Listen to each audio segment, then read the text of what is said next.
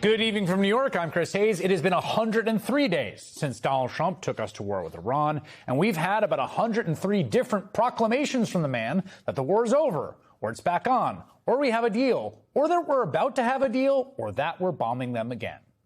It's obvious to pretty much the entire world at this point that he has no idea what he's doing.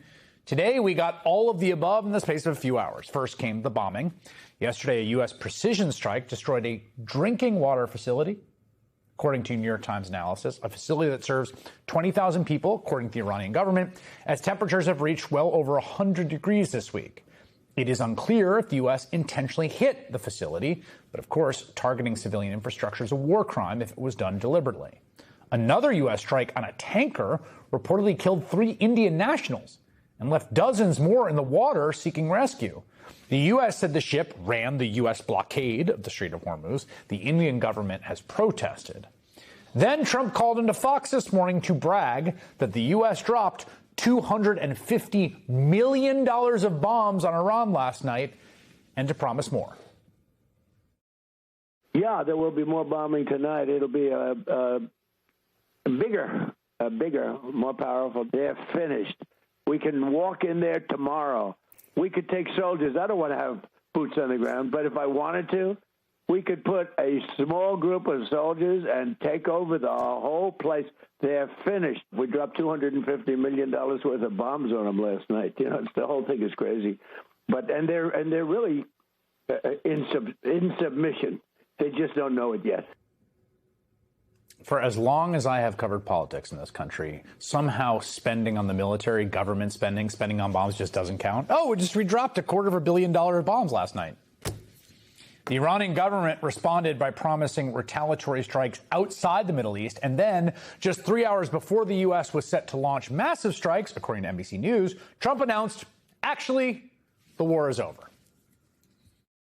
We just made a great settlement of the war with Iran, and we're going to be subject to finalization of documents, which should get done over the next few days. We probably have a signing maybe in Europe. And has the Supreme Leader approved this deal, sir? I understand the answer is yes. I understand the answer is yes. Now, would it surprise you to learn that is not true?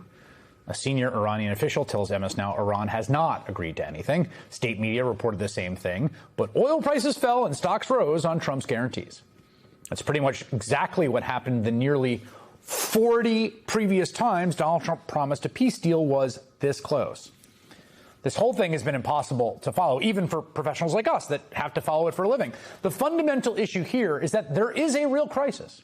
It is produced by Donald Trump with help from Netanyahu. There are real bombs falling, real people dying, like the Iranian schoolgirls whose school was destroyed on the first day of Trump's war by American weapons, and the 13 American service members who died, and the Indians who died at sea, and not to mention the drinking water plants being bombed in the past day.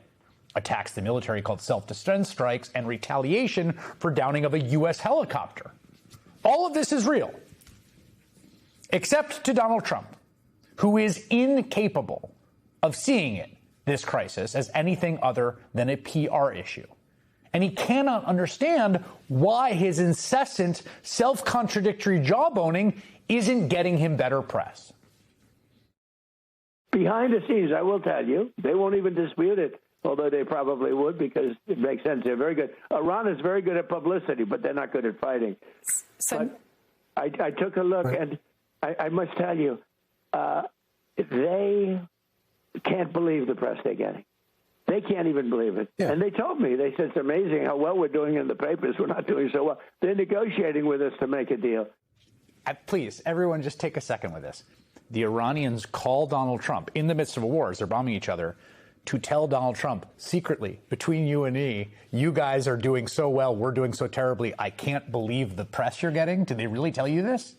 They can't believe how well they're doing in the papers, they told me? Did they? Is that a real thing that happened? Are the Iranians in the room right now, sir?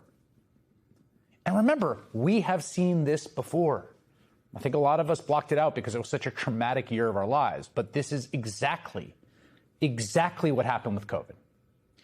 During COVID, Trump was incapable, constitutionally incapable of distinguishing between the political and PR problem that COVID and the associated disruptions posed for him end the actual virus and actually combating that, to the point where he didn't want to test for the virus because he didn't like the headlines.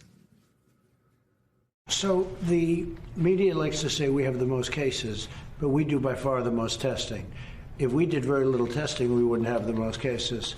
So in a way, by doing all of this testing, we make ourselves look bad. If you don't test, you don't have any cases. If we stop testing right now, we'd have very few cases, if any. So I said to my people, slow the testing down, please.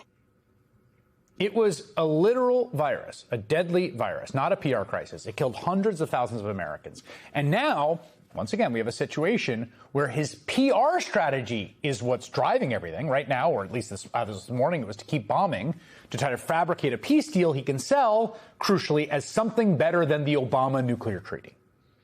That's what this whole thing is about. Again, real people, real lives, real destruction, real spikes in gas prices. But Trump wants a deal that makes him look better than Obama or a total conquest of Iran. And absent that, he just wants a few minutes or a few hours of some good press just to get him through. Again, whatever makes the headlines good.